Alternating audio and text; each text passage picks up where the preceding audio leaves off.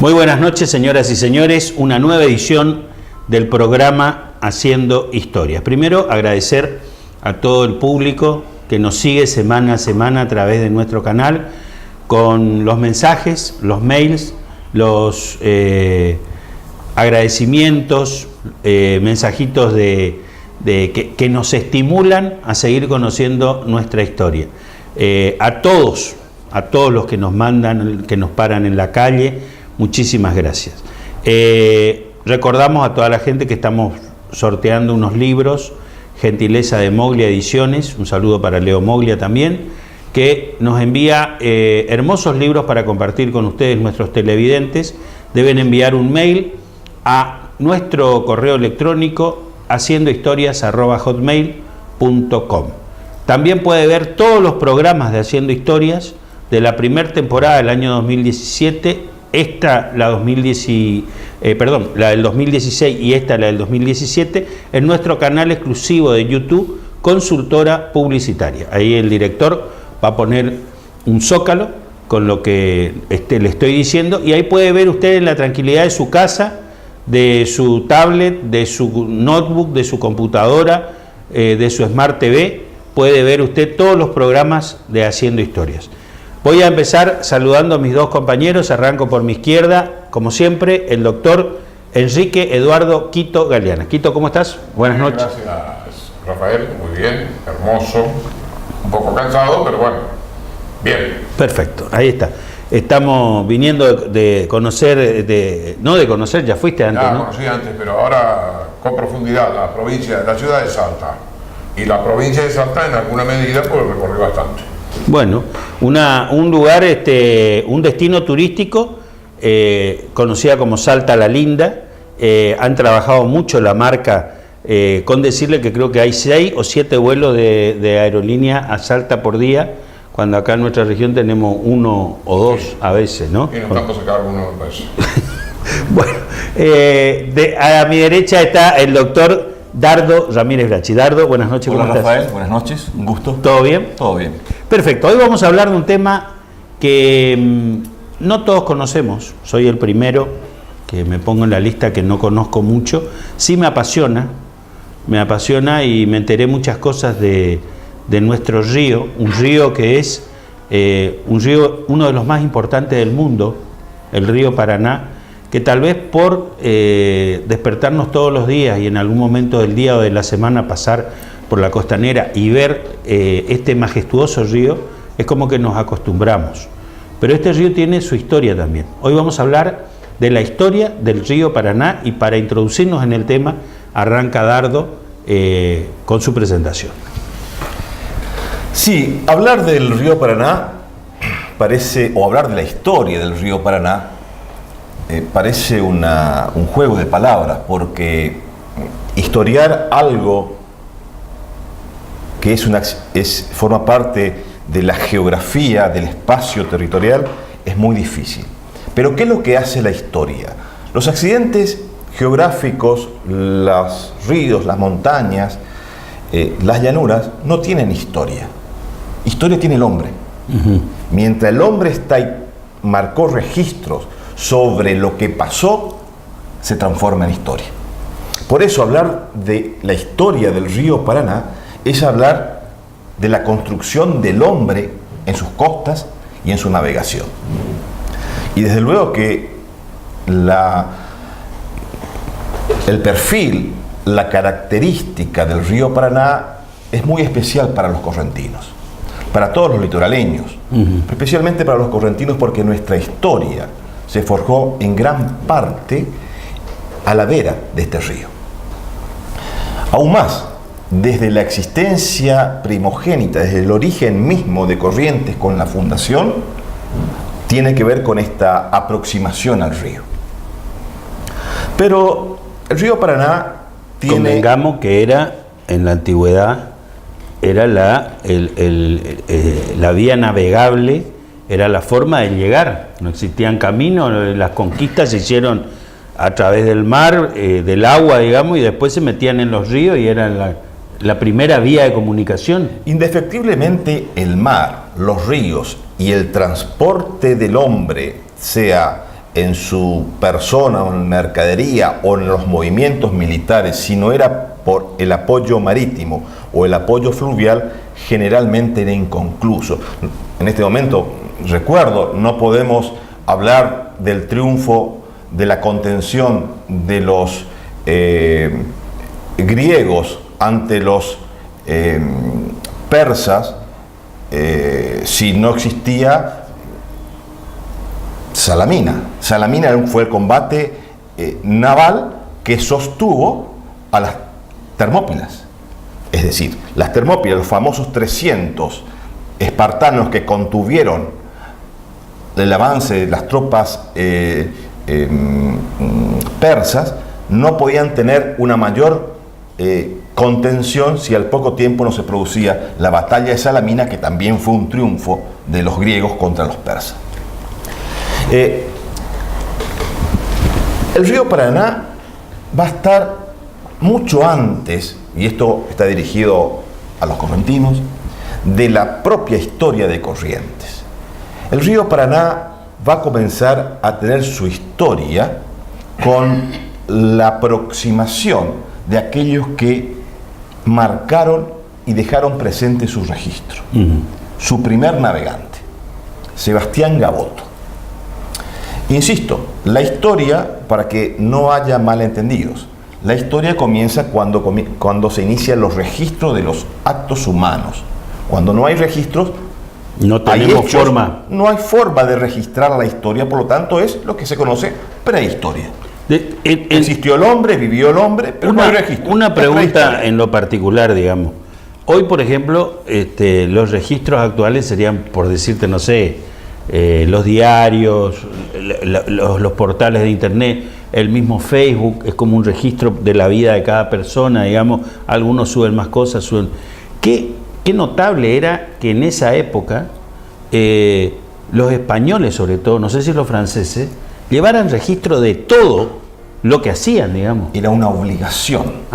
Era una manda realmente real del Consejo de Indias y de la Casa de Contratación, sí, de que exista el cronista de Indias. En cada expedición. En cada expedición. Hay un caso muy particular, y traigo a colación a tu pregunta para poder ilustrar estos maravillosos, digamos, escribanos, podemos llamar, maravillosos cronistas. La expedición, una de las más maravillosas por sus características y por su capacidad de riesgo, ha sido la expedición de la primera vuelta al mundo, llevada adelante en 1520-1521 por Magallanes y Elcano, que sale de España y llega a España después de casi 2 años de circunvalación del globo. Magallanes va a morir en el Pacífico, va a concluir con muy pocos tripulantes Elcano la primera circunvalación del globo. Carlos I, el rey de España, había encomendado a un cronista, y era obligación y orden directa del rey, que debía acompañar la expedición, y durante toda la expedición su única tarea era registrar lo ocurrido. Durante esos casi 2 años que dura la expedición, este cronista, que en este momento no recuerdo el nombre, sí, pero es muy conocido porque su obra ha sido publicada, llega al Palacio Real cuando termina la expedición y le entrega a Carlos I los registros, los tomos y tomos de los registros manuscritos de lo que ocurría día por día de esos 2 años de expedición. Quedaba totalmente registrado, con descripciones literarias y con dibujos, con mapas, con crónicas de diversas índoles. Esa era la gran capacidad que tenía España para registrar los nuevos descubrimientos. Qué visión, qué visión. Bueno, porque era el cronista real. No, pero lo importante es el material que queda, digamos, porque eso es lo que uno hoy puede analizar y puede conocer la historia en un momento que no había fotografía, que no había otra forma de registrar más que esto, la escritura y el archivo, ¿no? Por eso, todas estas crónicas, y volviendo a los registros, que es importante, dentro de la ciencia de la historia hay un método muy particular, muy específico, que es el método histórico, que está compuesto por la heurística, la hermenéutica Y la heurística es el estudio de las fuentes. Uno no puede hacer historia si no tiene fuentes. No tiene registros en donde demuestran que el acontecimiento, el acto, el hecho ha ocurrido. Más allá que subjetivamente la hermenéutica puede interpretar cómo se ve el hecho, pero es indispensable el estudio de las fuentes. Y en el caso que estamos analizando, las crónicas de viaje, en este caso los registros, por eso con la navegación de Sebastián Gaboto por el río Paraná, que va a llegar hasta más allá del río Paraguay, propiamente dicho, va a conocer estas tierras, estas costas, va a fundar un famoso puerto que va a ser paradigmático en las costas santafesinas, que es el puerto de Santo Espíritu, que es el primer asentamiento español en territorio de lo que hoy es Argentina. El puerto de Santo Espíritu. Va a recorrer las costas del Paraná, recorrerá esta curva que tiene el Paraná en el conocido lugar de las 7 corrientes, navegará el río Paraná y Gaboto, que tiene su monumento frente a la Punta San Sebastián, uno de los monumentos al conquistador y al primer navegante del río Paraná, en la Punta San Sebastián, frente a la Punta San Sebastián, en la costanera de Corrientes, tiene su monumento. El primer navegante registrado. Porque no sabemos si los indios navegaban. Registrado europeo. El primer navegante, y vuelvo a lo que estábamos diciendo, el primer navegante que generó registro científico en el cual pueda decir esto ocurrió. Antes, claro, por supuesto, existía navegante. Se sospecha. No es historia, Entiendo. Es prehistoria. No hay registro. Se deduce, se piensa, lógica pudo haber pasado, pero la historia no se hace con eso. Correcto. La historia científica se hace con registros. Correcto. Entonces, la historia del Paraná, río, desde el punto de vista científico, donde se pueden registrar cosas, es desde ahí. Esto ocurrió este día con estos sucesos, a partir de eso. Correcto. Es una interpretación científica, otros pensarán que... No, pero está muy bien. Está muy bien. Es distinto. Gaboto va a tener una particularidad, no fue un navegante cualquiera, fue uno de los principales navegantes que tuvo la corona española, fue navegante de la corona británica, anteriormente a llegar al Río de la Plata y al llegar a la zona del Paraná, anduvo por Terranova, América del Norte, por mandato. O sea que era un navegante experto. Experto, profesional, dedicado a eso. Estuvo contratado por la corona británica para navegar América del Norte, sobre todo la parte norte de América del Norte, la zona de Terranova, Canadá, y lo que es hoy actualmente Estados Unidos. Y también después va a ser incorporado al staff de los navegantes españoles y llegó a ser, tuvo el cargo de piloto mayor de la casa de contratación, que era uno de los cargos más prestigiosos que conocía y quien estaba bajo su responsabilidad los nuevos descubrimientos. Pero volvamos a nuestras tierras. Sí, señor. Y ha sido muy importante porque esta primera aproximación de Gaboto dio lugar a una aproximación después posterior a nuevos navegantes y a la posibilidad de conocer estos espacios y dar lugar a fundaciones como la de Buenos Aires, la de Santa Fe, la de Asunción y lógicamente después en 1588 la fundación de la ciudad de San Juan de Vera de las 7 Corrientes. En este contexto estamos viendo nuevamente la importancia que tiene el río para la región, para la zona. Aún más, la fundación de Corrientes se va a hacer por una campaña que va a venir, que va a surgir de Asunción, por una expedición, tanto por tierra como fluvial. Estamos viendo nuevamente lo que hablábamos anteriormente al principio del programa, la necesidad de que el gran avance que hace el hombre para la conquista necesita el envión de la navegabilidad, porque era el ámbito, el medio por el cual se podía transportar y llegar con más rapidez y con mayor cantidad de recursos.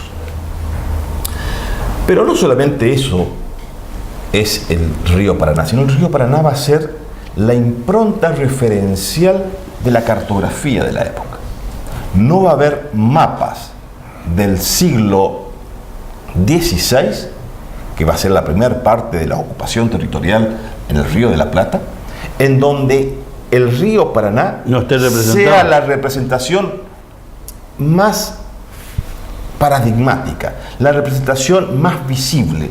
Era como un gran tajo que tenía el continente y que entraba casi desproporcionalmente, porque claro, aquellos conquistadores que veían otros ríos europeos casi insignificantes, veían el Paraná como un mar. Entonces dibujaban en esta construcción cartográfica el río Paraná como una anexión de ese mar gigantesco que era el Atlántico. Entonces, el río Paraná va a ser esa gran aventura de entrar a lo desconocido, además con una gran cantidad de proyectos, entre ellos el llegar a las minas de oro y de plata que formaba parte de esa construcción casi mitológica del enriquecimiento metalífero a través del Paraná. Desde luego no se dio, y esa es la consecuencia de que, bueno, la expedición del Paraná llegó solamente hasta Asunción. Ahí tenemos como referencia entonces esta historia del Paraná, de nuestro río Paraná, que es uno de los más importantes del mundo por su caudal, por su importancia, postergado, realmente un río postergado, porque es inconcebible que un río con esta calidad, con esta pureza, con este caudal, sea muy poco explotado. Pero no hablo de una explotación ictícola, sí, hablo de una explotación de navegabilidad. Fluvial, cuando realmente... la famosa hidrovía, tantas veces denunciada y no realizada, digamos. Cuando el transporte fluvial es uno de los más baratos, más económicos y los más, factibles, teniendo en cuenta un río que solamente nos da todo para que se pueda navegar. Y cuento una experiencia particular que me llama la atención. Me llamó la atención, no tanto, pero me puso en una situación casi incómoda, ¿no? Al no encontrar respuestas. Hará cosa de un año, por estos intercambios de investigación, vino un investigador alemán que estaba estudiando sobre las instituciones correntinas del siglo XIX, y porque es un tema en el cual yo he trabajado, hemos tenido ciertas reuniones de consulta, y antes de irse lo invité a almorzar y fuimos a la Costanera. Tuvimos un almuerzo y se asombraba del Paraná y me dice: ¿cómo es que no hay tránsito fluvial? O hay muy poco. Veíamos algunas barcazas de bandera paraguaya y algunas canoas mayoneras. Con este río tendría que ser una avenida de la cantidad de buques de transporte, tanto de pasajeros como de transporte de carga, porque es el medio más económico y el más seguro desde la perspectiva fluvial. Entonces, respuesta que no pude dar, o mejor dicho, respuesta que conocía, que era de muy larga explicación, pero lógicamente para cualquier persona que pueda ver esta maravillosa y generosa regalo de la naturaleza, y lamentablemente no podamos explotarlo. Yo quiero acotar acá de que esto que habla Dardo siempre son decisiones políticas.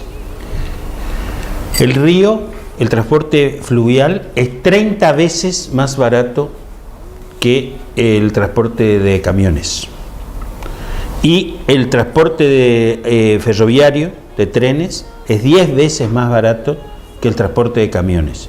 Pero en la época del presidente Menem, si por ahí no me equivoco, se privatizaron los trenes, se potenció todo el transporte que sea a través de los camiones, y hoy vemos la ruta plagada de camiones y no vemos grandes trenes cargueros como hay en Europa, que todo se hace a través de los trenes, o como dice Dardo, los ríos, que tienen ríos mucho más pequeños, son sumamente aprovechados. Es más, el Paraná está más aprovechado por los paraguayos, que llega todo llega a través, la mayoría llega a través. Ayer, sin ir más lejos, pasé por la Costanera y vi prácticamente un edificio de 5 o 6 pisos o más, llevar un remolcador, una barcaza llena de contenedores, bandera paraguaya, iba transportando. Y desde el puente se veía lo majestuoso de esa barcaza llena de contenedores, con lo que debe estar llevando adentro, con el peso de mercadería, todo, y sin embargo, como decís vos, va a llegar económico y seguro. Yo creo que esa es una de las materias pendientes que tienen nuestros gobernantes. Ahora que estamos con cambio político en la provincia, sería bueno que se impulse de nuevo esta hidrovía. Quito. Bueno, el Paraná es, como dice el poeta Salvador Miqueri, el constante mensajero de leyendas. El Paraná nace en las zonas del Mato Grosso, del Brasil, de dos grandes ríos, el Paranaíba y el Grande. En alguna medida el Paraná cuenta su propia historia a través de la geología. El Paraná es uno de los ríos que le puede contar su historia en la grabación de la piedra, en sus cauces, a través de los siglos. Estamos hablando de miles de años con movimientos orogénicos y epirogénicos que se produjeron geológicamente en toda esta zona. Sí. Es así que el Paraná se ha demostrado aproximadamente, no hay verdades absolutas ni en historia ni en ninguna ciencia, el Paraná ha cambiado no menos de 7 veces de cauce. No menos de 7 veces de cauce. Se estima que uno de los cauces del Paraná era la conexión de Liberá y el río Corrientes, sí, señor, que era su desembocadura. Sí, es cierto. No obstante, vienen otros cauces que el ingeniero Popolicio, con una sabiduría de un científico, fue probando cómo las capas geológicas se fueron moviendo. Uno de los grandes movimientos que produjo que se levantara la parte de lo que nosotros llamamos dentro del litoral, la provincia de Misiones, Corrientes y Entre Ríos, se levanta esto por un denudamiento de las capas tectónicas en el terciario, en el geosinclinal andino, estamos hablando de millones de años, hace que el Paraná busque su cauce actual. El Paraná es la vía de comunicación de amores, de odios, de mercaderías, de estafas, de comercio correcto, de pasajeros. El Paraná es el que va a construir la historia de las fundaciones de las ciudades, de la entrada de la tierra de una manera inversa. Porque la primer fundación, además del Santi Espíritu, que es la primera del navegante Gaboto, va a ser la expedición gigantesca de un señor español, don Pedro de Mendoza, que va a fundar la primer Buenos Aires. Esa primer Buenos Aires que deja horrores, que deja canibalismo, que deja muertes, que deja desesperación, que deja a la gente totalmente desolada porque es el fracaso en una llanura tan inmensa en que los caballos que trajeron se desperdigaron, los perros se desperdigaron, y así nace ese inmenso espacio territorial con una cantidad de ganado que sobraba para darle de comer al mundo, más o menos. Las jaurías de los perros eran tan temibles como los indios mismos en ese momento, que en contraste cultural se atacaban a los españoles.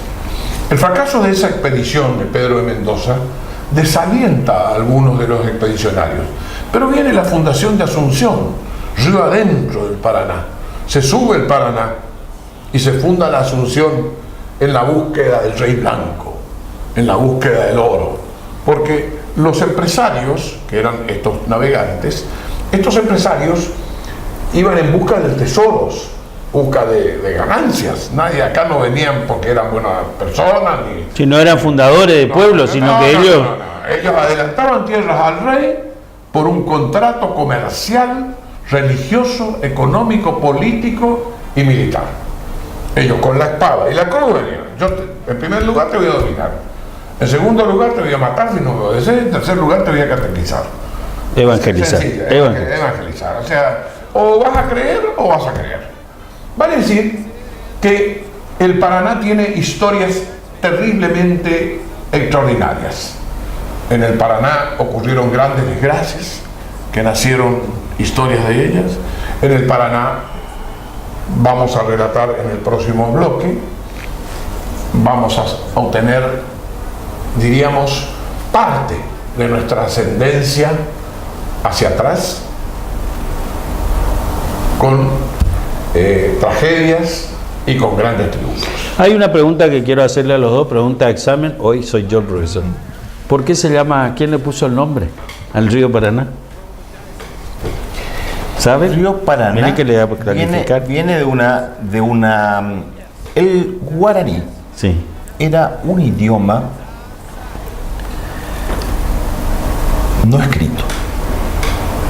El guaraní originariamente era una lengua, no un idioma, una lengua no escrita. Sí, porque Se decían transforma la gramática guaraní a través de un sacerdote jesuita de los jesuitas, de un grupo de jesuitas que en la necesidad de comunicación con los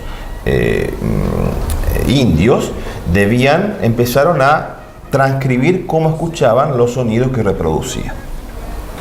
De esa manera comienza la gramática guaraní. Los nombres, las toponimias y los lugares geográficos surgen de la misma manera, generalmente de cómo se denominaba la región. Venía del Pará, y el Paraná también viene toda una construcción de la matriz guaranítica que va a ser traspasada a la gramática, tal como los primeros conquistadores, los primeros hombres españoles escuchaban y decían en la región. Muy bien, nosotros nos vamos a ir al primer corte y cuando volvemos seguimos conociendo esta apasionante historia sobre el río Paraná.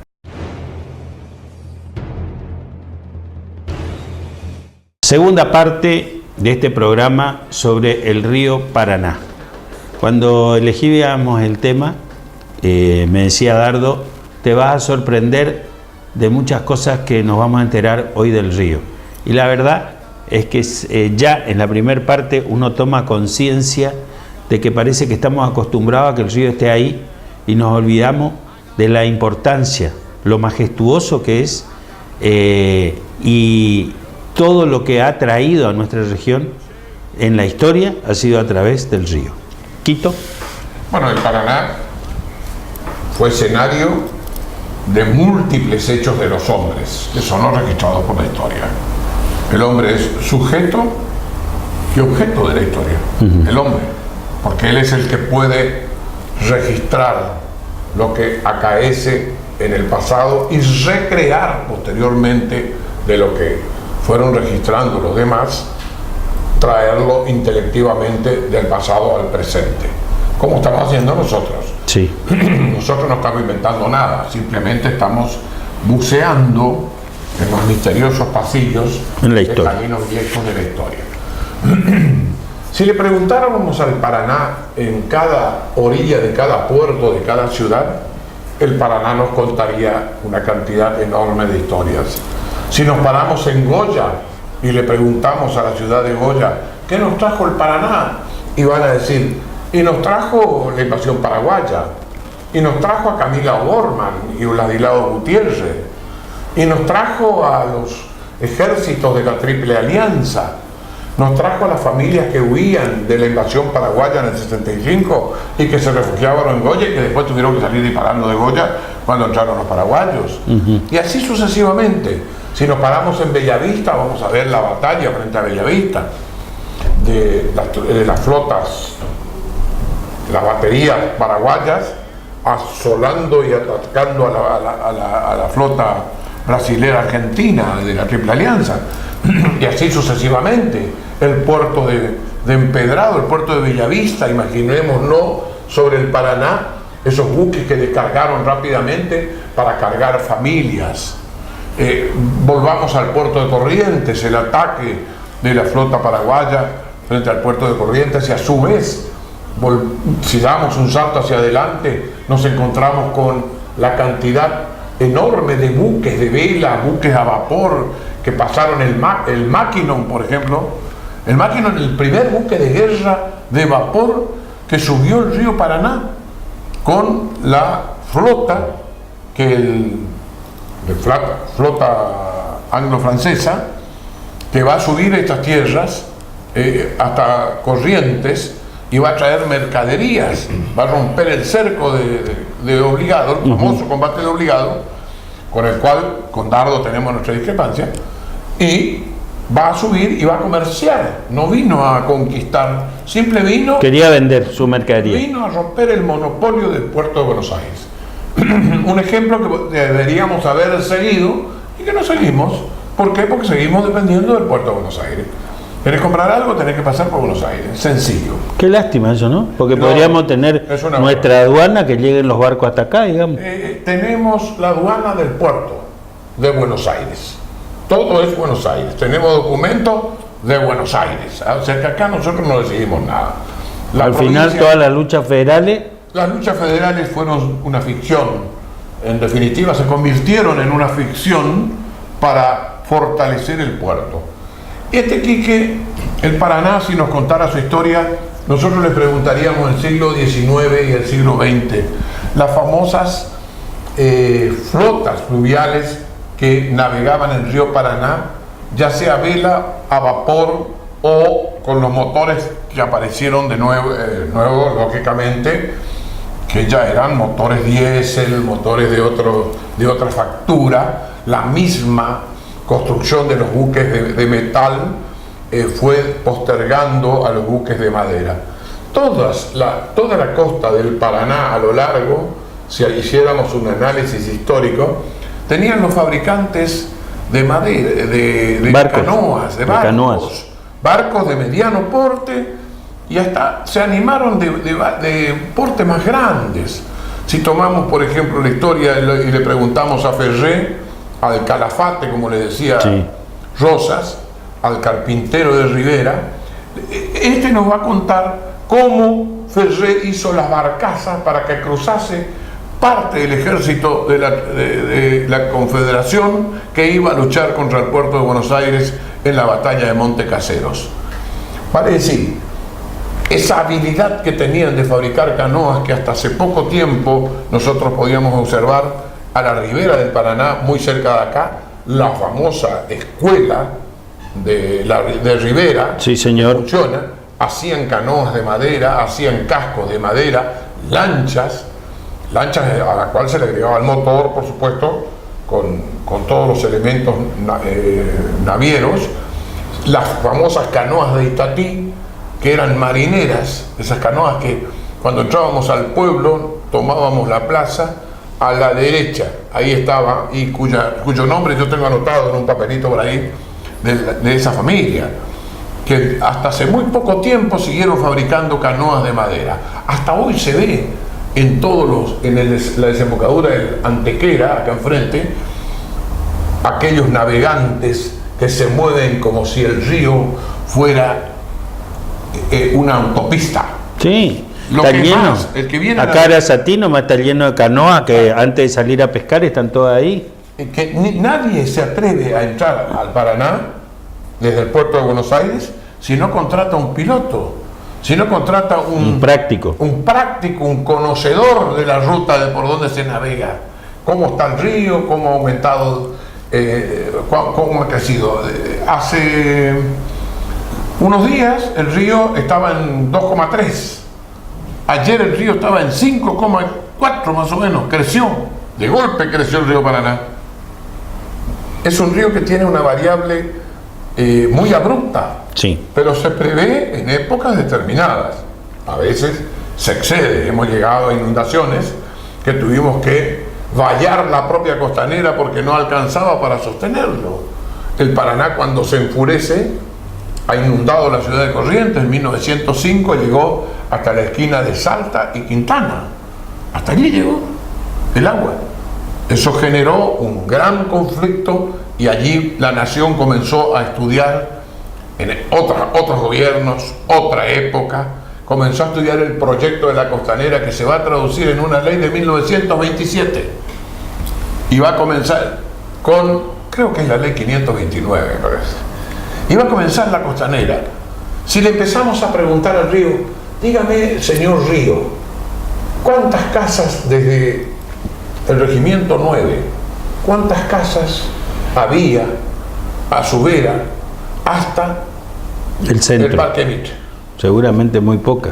Muchísimas casas. ¿Ah, sí? Muchísimas casas. Y uno se embeleza cuando entra al archivo del Superior Tribunal de Justicia de Corrientes y comienza a ver la expropiación de casa por casa. Y va dando vuelta a las páginas.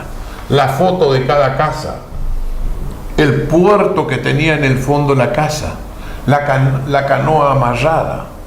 Los relatos que nos daba el doctor Fernando Díaz Ulloque, un conocedor de la historia de Corrientes, los relatos que nos daba en el sentido que salían en un muelle de madera, bajaban la escalera y ahí nomás salían a navegar. Allí nomás se tiraban al río y nadaban. Éramos un pueblo marinero, éramos un pueblo de nadadores, éramos un pueblo que aprovechábamos el río. No sabemos, ahora el correntino no sabe nadar, navegar menos, no goza de ese prestigio. Tenemos esta inmensidad, como bien decía Dardo hoy, respecto al investigador alemán que supo mirar perfectamente el río. ¿Cómo no vamos a tener una cantidad enorme de buques que hagan una navegación para explotar la industria más barata que existe en el mundo y la menos contaminante, la industria sin humo, que es el turismo? Yo vine sorprendido de Salta por Cobra del Corral. Cobra del Corral es un lago, que para mí es una lagunita chiquita, porque claro, nosotros con las lagunas que tenemos, tiene como, qué sé yo, más de 200 catamaranes. 200 catamaranes, miles de lanchas. Nosotros no tenemos nada. Teníamos una gran industria naviera. Teníamos un astillero, los astilleros de Corrientes. Sí, señor. Fabricábamos plataformas petroleras, todo. ¿Alguien le llevó la punta a esa empresa? Nadie. No nos interesa. No tenemos barcos, los argentinos carecemos de barcos, los argentinos carecemos de la iniciativa que hace falta para que ese río que nos invita a ser navegado sea realmente navegado y explotado. Si le preguntamos al río Paraná qué pasó en el siglo XIX, y vamos a ver a la flota correntina de barquichuelos, barco de madera con un cañoncito y mosquetes y lo que había, y canoas guachas, digamos, con una vela común, o sea, un palo, una vela, y le vamos manejando como... Y se iban hasta Buenos Aires, venían de Buenos Aires, se iban hasta Santa Fe en esa canoa, frenando a los buques paraguayos y considerándolos algunos buena presa, porque estábamos en guerra con el Paraguay. Entonces, cuando iban a comerciar, estábamos en guerra con Paraguay y con Buenos Aires. En el río Paraná, Corrientes toma a los buques paraguayos, a ver, ¿qué buque está violando la prohibición de comercio con el enemigo? Y una cantidad de buques fueron considerados buena presa. Quiere decir que fueron las mercaderías que transportaban pertenecían a la provincia de Corrientes. Esos buques abundaban en el río Paraná. Hace no mucho tiempo, la década del 40, la década del 50, hasta la década del 70, teníamos navegando nuestro río Paraná como un espectáculo histórico, navegando por el aire, y ahora explico por qué digo eso, y navegando por el río. Navegando por el aire, los famosos hidroavión. Pregúntenle al hidroavión si esa cancha que va desde el puente hasta el puerto de Corrientes. Hasta el puerto, no, más inclusive, a veces se pasaba. Cuando esos grandes llegaban acá, motores llegaban y acuatizaban, era un espectáculo. La población se iba a la costanera a ver. no había aeropuerto. No había aeropuerto, el Aeroclub. Entonces bajaban los pasajeros en la lancha y el hidroavión se amacaba. Ese era todo un espectáculo. O la llegada de los buques que iban y hacían la carrera Asunción, Buenos Aires, Corrientes, Iguazú. le sirgaban al barco por el río Paraná frente a Ituzaingó. En los rápidos, en los rápidos Pipé. El camino de sirga.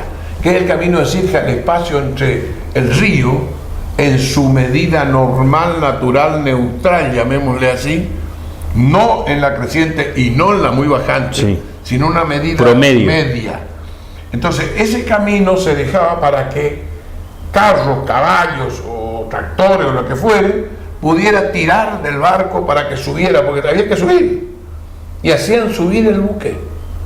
Y allí, si le preguntáramos qué barco pasó ahí, nos contesta el barco en que muere la pareja Pampín Meave, que se incendia. El Villarrica. El Villarrica, que se incendia con toda su tragedia. Si le preguntamos a Empedrado otra tragedia, encontramos la muerte, el asesinato de un plenipotenciario que llevaba cartas peligrosísimas respecto al Imperio de Brasil y la presumible guerra que se podía dar con el Imperio de Brasil, que se produjo en el siglo XX. O sea, el Paraná está lleno de historias. El Paraná es un cuentahistorias de primer nivel. El Berna, el Ciudad de Corrientes, el Ciudad de Buenos Aires y otros tantos ciudades. Imagínense ustedes, colóquense los televidentes, cuando aparecía el buque tirando sus pitadas anunciando: señores, estamos llegando. Ese Claro, era todo un aviso a la población. era un aviso a la población que estaban llegando. Y entonces aparecía el buque, el Berna especialmente, con las paletas. Las paletas, hago este gesto para que la gente entienda. Sí, la rueda. Al costado tenían ruedas, algunos dos, otros una, y venían con esas paletas y bajaban, colocaban las pasarelas. De las pasarelas bajaban los pasajeros, los remises estaban ahí en lo que hoy es el puerto. El puerto recién, como lo conocemos, fue terminado en la década del 40, o sea, duró 10, casi 15 o 16 años terminar esta costanera, que fue hecha en etapas. La historia de la costanera también habla de la historia del río. Navegar de acá a Buenos Aires era una expedición de 2 o 3 días y era un paseo extraordinario. Pero por supuesto. Era un paseo extraordinario, la gente, se notaban las diferencias, como se nota en todas partes. Hoy subís un avión, tenés los que van en primerísima, Sí. durmiendo en una cama, y van los otros que van apretadísimos en la económica, que apenas tiene espacio para respirar. Ergo, el Paraná, si nos contara todas sus historias, nos contaría, por ejemplo, ese constante hostigamiento entre los navegantes europeos y los originarios que los atacaban con sus canoas, los payaguás, por ejemplo, y las demás tribus que eran belicosas y excelentes navegadoras, que allí los paraguayos aprendieron cómo atacar a la flota brasilera. Los paraguayos atacaban con unos lanchones que apenas rebasaban la línea de la superficie, con un cañoncito y 200 tipos, y se colocaban al costado de un buque y lo abordaban como los piratas. O sea, vemos la película de piratas. Bueno, pues así se asaltaban los barcos, así se asaltaban las embarcaciones pacíficas. Hemos aprendido los argentinos a utilizar esta vía baratísima. Yo discrepo en la proporción. Yo creo que el transporte fluvial abarata el costo un 50%. Un buque saca de la ruta, que está totalmente destruida, hablemos de la ruta nacional 16 que une Pampa del Infierno con Tacopozo, es decir, cuando vamos a Salta, que es un desastre. Yo nunca vi un desastre igual. Solamente el único desastre igual que puedo hacer la comparación es la caída del puente de Goya Esquina. El único desastre igual. Pero esa ruta no es ruta, eso no se llama ruta, eso es un, qué sé yo lo que puedo decir. Y es inexplicable. Y Sí, la verdad puede ser más, porque una barcaza con contenedores saca 50 camiones de la ruta. y digamos otra cosa, lleva un remolcador. Sí. con 3 o 4 personas, nada Sí, más. nada más. No necesita mucho. El práctico, lógicamente. Y aquí el práctico o el piloto, como se dice, de Sí. cabotaje. Que sabe el canal. Que sabe el canal, que tiene que decir, mira por acá, vamos, métele para allá, etcétera, etcétera, ahora, estribor. Y eso hace que la historia del Paraná sea riquísima. No solamente la fundación de las ciudades, no solamente la del Santi Espíritu, sino la Callastá de Santa Fe, donde están Hernando de Arias y su familia, enterrados en un sitio histórico nacional. No solamente las poblaciones del Chaco, las primeras poblaciones asentadas a la vera del Paraná y del San Fernando, no solamente la historia de los que desembocan en el río Paraná, como el Paraguay, el Bermejo, esos ríos que son tributarios del río Paraná, también cuentan su historia. El Bermejo era navegable hasta hace mucho, no mucho tiempo. No lo hicimos navegable, ¿por qué? Porque no hicimos inversiones. No se mantuvo. No se mantuvo porque crece la cabeza de Goliat de Buenos Aires desmesuradamente y el interior sigue estando igual que en el siglo XVIII. Dardo. Sí, realmente parece inacabada la inmensidad que tiene el Paraná en su construcción histórica, ¿no? Y todo lo que encierra en su área geográfica. Realmente el Paraná, en este caso, los ríos en general, pero en particular el Paraná, le da una personalidad a los pueblos que están a su vera. No es lo mismo, como bien el doctor Galeana decía, los pobladores de ciudades, villas, pueblos a la vera del Paraná tienen un atributo muy particular al río, porque generalmente, aún más, decir, siempre esos puertos miran, esas ciudades con puertos miran al río, porque fueron el canal de comunicación, el vínculo de intercambio social, político, el de producción, por donde ingresaba lo que no había y donde se exportaba la materia prima que esos mismos pueblos producían. Y tenemos para eso el análisis y el estudio de los puertos a la vera del Paraná, Esquina, Goya, Bellavista, Empedrado y Corrientes, cómo la actividad productiva de la provincia se canalizaba a través de esos puertos, porque ahora estamos viendo la posibilidad del transporte por medio de los camiones, el transporte de personas por medio de las rutas y los autos y los colectivos. Pero antiguamente, es decir, no antiguamente, hace algunas décadas, al principio del siglo XX, hasta no hace mucho, digamos, y el siglo XIX, todo el intercambio social, político, económico, se daba a través del río. Era por donde se generaba la vida. Aún más, no solamente eso, sino que desde el punto de vista histórico, desde el punto de vista geográfico, el río actúa como un termostato, es un espacio de frescura en los momentos de estivales y también de protección en los momentos de frío. Realmente, no por nada, la sabia elaboración legislativa desde el derecho castellano y del derecho indiano recomendaba que la fundación de ciudades debían estar a la vera de los ríos. En aquella antigua Real Ordenanza de población de Felipe II, en donde recomendaba eso, de que los pueblos y villas deben estar cerca del mar o cerca del río, y reglamentaban la ubicación de los edificios públicos y el asentamiento de la cuadrícula urbana en relación a la cercanía del río. Ahí vemos la importancia que tiene el marco fluvial, en nuestro caso, para las ciudades. Pero complementando un poco lo que decía el doctor Galeana de la importancia del río como construcción histórica.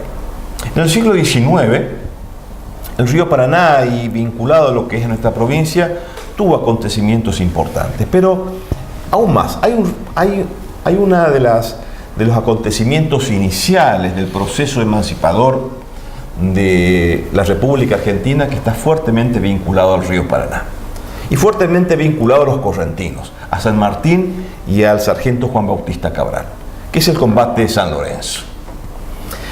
Uno toma como referencia o en el estudio sintético de lo que ha sido la guerra de la independencia, vemos el cruce de los Andes, Chacabuco, Maipú, en nuestro territorio, los triunfos de Salta y Tucumán con Belgrano, pero el punto de partida en la construcción de la idea emancipadora con la idea sanmartiniana está dada en el combate de San Lorenzo, que es ni nada más ni nada menos que el freno de los buques españoles que navegaban el río Paraná, buques españoles que tenían como asiento el puerto de Montevideo, que fue el atracadero militar, el puerto militar más importante de España en América del Sur, en la época de la independencia.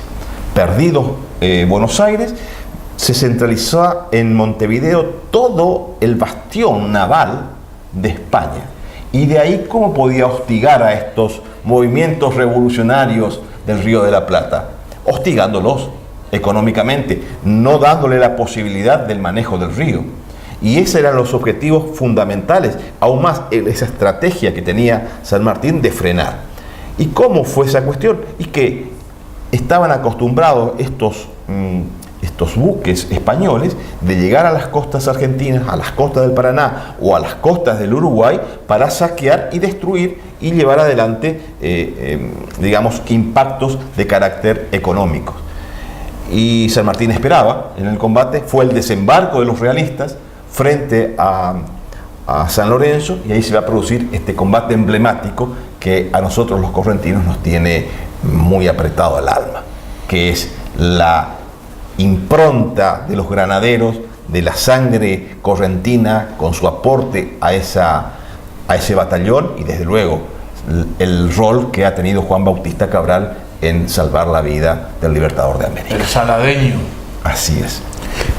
Una pregunta, porque la capacidad que tenían los navegantes españoles para, y la experiencia, ¿no? Porque eso hablábamos de Gaboto hoy, un navegante experimentado, en detectar, por ejemplo, la altitud de las tierras, porque convengamos que la mayoría de las ciudades fundadas por los españoles no se inundan, o se inundan en casos excepcionales, digamos, sí, cuando el río manifiesta todo su poderío, digamos, pero quiero decir que son mejores elegidores de lugares para fundar ciudades o pueblos que lo que vino después con la tecnología y con todo eso. Desde luego, hubo un estudio. Preguntaban. Ellos bajaban, le preguntaban a los originarios las crecientes. ¿Y los originarios cómo marcaban las crecientes? En los árboles o con palos. Marcaban. Hasta acá llegó. Sí, a eso complementaban desde luego el conocimiento matemático de los cosmógrafos que existían. Es decir, España no vino acá con improvisados. No. España vino con los mejores cartógrafos. Para hacer una cartografía había un estudio, si bien inicial, no con los métodos posteriores y no modernos que vamos a entender, pero había un conocimiento de la ciencia, de las matemáticas, de las mediciones, de la transmisión de la orografía al papel, del traspaso de los mapas.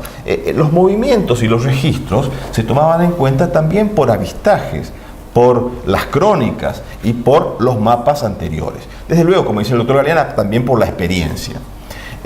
Como bien apuntabas también vos, Rafael, para España era muy importante el asentamiento, instalar una ciudad y forjar un núcleo urbano. Por lo tanto, no podía ser improvisado. Se ponía en riesgo mucho de vidas humanas y se ponía en riesgo mucho de capital para poner azarosamente una ciudad o fundar una ciudad en lugar donde no estaba previsto. Por eso, como vos bien decís, Asunción, Buenos Aires, la propia Corrientes, Santa Fe, fueron ubicadas en lugares estratégicos donde fue pensado previamente. estudiado previamente. Corrientes mismo, y esto lo hemos hablado en otros programas cuando hablamos de nuestra fundación, Corrientes fue estudiada, el marco, el lugar geográfico, aún más el acta fundacional de Corrientes describe el lugar donde hay lugares de aprovisionamiento de buena agua, buenos vegetales, buenos árboles, leña, buena leña para la construcción, buenas maderas. Eran todos elementos preestudiados a donde debía estar el asentamiento urbano. Esto le debemos también desde luego a la construcción minuciosa, programada y normada del derecho indiano para la construcción de ciudades. El Paraná, no sé si tu pregunta... No, todavía tenemos no, sí, la respuesta está. Tenemos un tiempito, tenemos 2 minutos para cerrar. Bien, quiero dos referencias. Aparte que he nombrado San Lorenzo, este combate que tiene olor al río Paraná, a pesar de que se produjo en espacios terrestres, tiene su origen el desembarco y el control del río. Así es. Y durante las guerras civiles hay dos cuestiones importantes del uso del río, los combates y el predominio de un bando y del otro. Hay un combate que no quería dejar de citar, si bien el doctor Galeana ya citó el de obligado y la cuestión del bloqueo anglo-francés. No quiero dejar de mencionar un conflicto muy interesante que los tuvo a los correntinos como protagonista, que es el combate naval de Costa Brava. El combate naval de Costa Brava es el combate dentro de las guerras civiles argentinas más importante y se va a dar en las veras del río Paraná, en la costa correntina, en el departamento de Esquina, entre Esquina y La Paz. Esto va a producirse en un enfrentamiento muy fuerte cuando las tropas, mejor dicho, los buques del almirante Brown, que estaba bajo bandera de lo que era la Confederación Argentina, se va a enfrentar a los buques de Giuseppe Garibaldi, que estaba a cargo de una flotilla que estaba fuertemente vinculada al comercio de Montevideo. En aquel momento Montevideo estaba enfrentado a Rosas y a la Confederación Argentina. Y estas flotas de Garibaldi entraban al río Paraná y al río Uruguay para, violentamente generar alguna relación con las poblaciones ribereñas. Este enfrentamiento va a ser determinante para el control del río Paraná por parte de Brown, ya que en agosto, el 15 y 16 de agosto de 1842 se va a producir este combate, que va a ser referencial, paradigmático, en donde va a ser totalmente destruido Garibaldi y a través de él mismo la hegemonía, decía, y el predominio de la flota de Brown en el río Paraná. Después Garibaldi va a ser derrotado, como decía, por su flota, va a desembarcar, va a estar en Esquina, va a ir por tierra con algunos de sus hombres, va a llegar a Santa Lucía, luego va a venir a Corrientes, va a ser toda una vida, en estos meses en Corrientes, para luego regresar a Italia, y como todos sabemos, Giuseppe Garibaldi va a ser para los italianos el héroe de la unidad italiana contemporánea. Y ha dado muchos hijos en Corrientes Garibaldi. ¿Ah, sí? Sí, muchos hijos, son de Garibaldi. Tenemos que hablar un día de esos temas. Y estaba también Garibaldi bajo la bandera de Corrientes. O sea que vamos a aclarar que Corrientes apoyaba a Garibaldi porque la flotilla respondía a patria, libertad y constitución. Corrientes expresamente nunca le dio el corso, ni tenía la potestad y la posesión de bandera del Uruguay. Sí. Es decir, era la provisión y recibía mandos Garibaldi del poder uruguayo que combatía. Presuntamente aliado de Corrientes. Presuntamente, porque si hablamos de Fructuoso Rivera, vemos las traiciones y vemos cómo ha generado aspectos negativos a Corrientes. Dos temas que tenemos para hablar. Los amores, todo eso que escribe Federico Andajasi, que vamos a hacer un programa especial, y las grandes traiciones que empiezan en este triunvirato que usted ve ahí en la pantalla, que hay grandes traiciones acá, y esperamos que después de este programa, cuando usted pase por paseo, por trabajo, camine, lo mire de nuevo al río Paraná, usted tenga una visión distinta.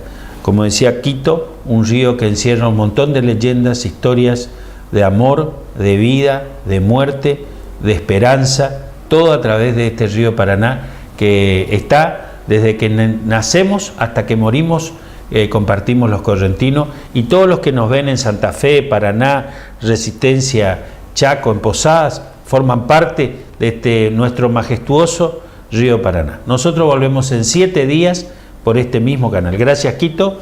Gracias, Dardo. Gracias, Rafael. Gracias a ustedes. Nos vemos en 7 días.